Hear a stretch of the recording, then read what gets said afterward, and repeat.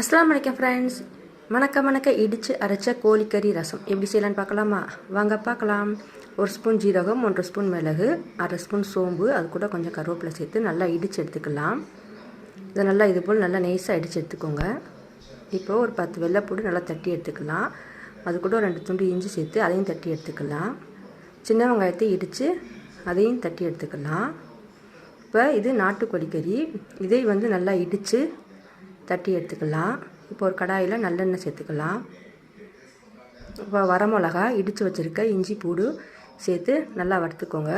இப்போ இடித்து வச்ச வெங்காயத்தையும் வறுத்துக்கிட்டு இது கூட 2 கொத்து கருவேப்பிலை சேர்த்து நல்லா வறுத்துக்கோங்க. இது கூட 1 ஸ்பூன் மஞ்சள்தூள், நம்ம இடித்து வச்சு அரைச்சி வச்சுருக்க மசாலாத்தூளையும் போட்டு கறியையும் போட்டு நல்லா கிண்டி விடலாம். கடைசியில் தான் தக்காளி போடணும். ஒரு தக்காளி நல்லா பழுத்த தக்காளி சேர்த்து அதையும் நல்லா பிரட்டி விட்டு மூடி வச்சு நல்லா பிரட்டி விடுங்க. இப்போ தேவையான உப்பு சேர்த்து நம்ம ரசம் வைக்கிறதுனால தண்ணி நம்ம தாராளமாக சேர்த்துக்கலாம்.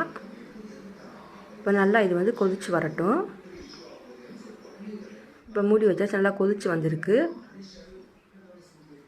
இது போட மறுபடியும் எடுத்து பாருங்கள். உங்களுக்கு உப்புலாம் எல்லாம் கரெக்டாக இருக்கான்னு செக் பண்ணிவிட்டு நீங்கள் தேவைப்பட்ட உப்பு சேர்த்துக்கோங்க. இறக்க போகிற டயத்தில் கொத்தமல்லி தழை தூவி இறக்குன எல்லாக்கும் இடித்த நாட்டுக்கோழி ரசம் ரெடி ஆயிடுச்சு. இந்த கோழி ரசம் சூடான ஒயிட் ரைஸ் கூட சாப்பிடும்போது சூப்பராக அல்டிமேட்டாக இருக்கும். நாங்கள் இடியப்பத்து கூட சாப்பிட்டோம். நீங்களும் இது போல் உங்கள் வீட்டில் செஞ்சு பாருங்கள். ஓகே ஃப்ரெண்ட்ஸ், அஸ்ஸலாமு அலைக்கும்.